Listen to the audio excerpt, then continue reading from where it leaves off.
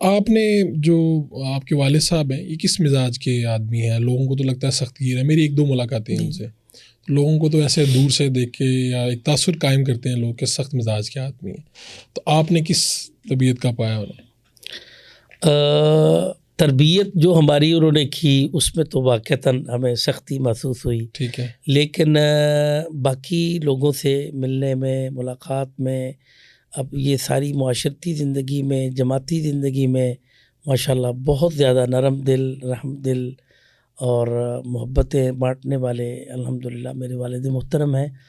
تو لیکن کچھ ان کے بارے میں باہر کا جو میڈیا جس انداز سے ان کی تصویر کشی کرتا ہے، پاکستان سے باہر کا میڈیا، تو وہ تو انہوں نے بڑا یعنی ایک ایسا انداز پیش کیا ہے کہ جو کہ بالکل نامناسب ہے۔ ٹھیک ہے، آپ سمجھتے ہیں کہ وہ ویسے حافظ سعید نہیں ہیں جو آپ نے عام زندگی میں دیکھا، وہ بالکل مختلف ہیں؟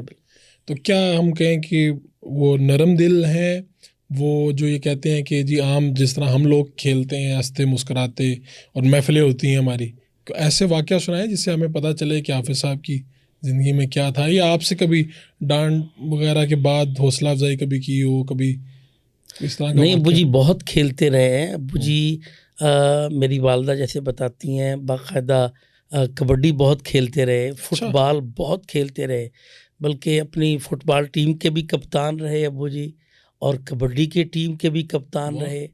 تو میری والدہ سے میں نے خود سنا کہ وہ اکثر و بیشتر جو ٹورنامنٹ ہوتے تھے ان میں جیتتے تھے اور بڑے بڑے کپ لے کر آتے تھے۔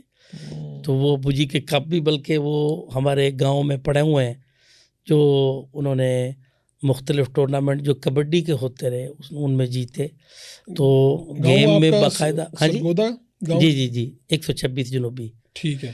تو یعنی ان تمام ٹورنامنٹس میں والد گرامی ماشاءاللہ شریک رہے اور باقاعدہ کھیلنا اور اس کو بہت پسند کرتے آئے۔ قطعاً ایسا نہیں ہے کہ بھئی ان کے مزاج میں اس قسم کی کچھ سختی ہے یا ایسی بات نہیں ہے انشاءاللہ۔ جب یہ حافظ سعید صاحب نے جماعت تشکیل دی تو ان کے ساتھ بنیادی لوگ کون تھے؟ ہاں جی، جب انہوں نے جماعت تشکیل دی تو ساتھ میں ان کے ایسے لوگ رہے کہ جن کے ساتھ پہلے سے رابطہ تھا ان کا، اور جیسے میں نے آپ کو بتایا کہ ہمارا خاندانی پس منظر حافظ عبداللہ بہاولپوری رحمۃ اللہ علیہ، ان کا ہمارے خاندان میں ایک بہت بڑا رول تھا۔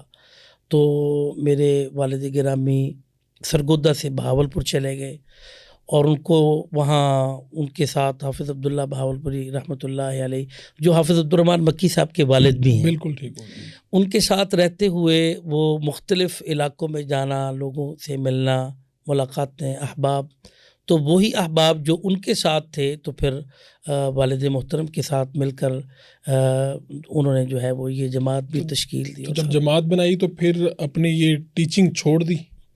نہیں، ٹیچنگ بھی چلتی رہی ساتھ، چلتی رہی، ہاں ساتھ، بالکل۔ تو یعنی یہ باقاعدہ یو ای ٹی کب انہوں نے کوئی ریٹائرمنٹ اختیار کی یا چھوڑ دیا؟ نہیں، یو ای ٹی میں وہ پڑھاتے رہے، ٹھیک ہے، لیکن اس کے ساتھ ساتھ جو وقت ان کو ملتا تھا تو اس میں وہ باقاعدہ اپنے دعوتی پروگرامز، روابط وہ انہوں نے جاری رکھا۔ پھر تو یہ اس کا سٹرکچر اتنا بڑا کہ پورے پاکستان میں آپ ہر جگہ پہ لوگ آپ کے ساتھ مل گئے، اور حافظ صاحب ہاں تقریباً یہ 1999 میں جب انہوں نے ریٹائرمنٹ لے لی تو اس کے بعد پھر پورے ملک میں کام زیادہ بڑھا ہے۔ اس سے پہلے ملک میں اس وسیع پیمانے پر کام نہیں تھا۔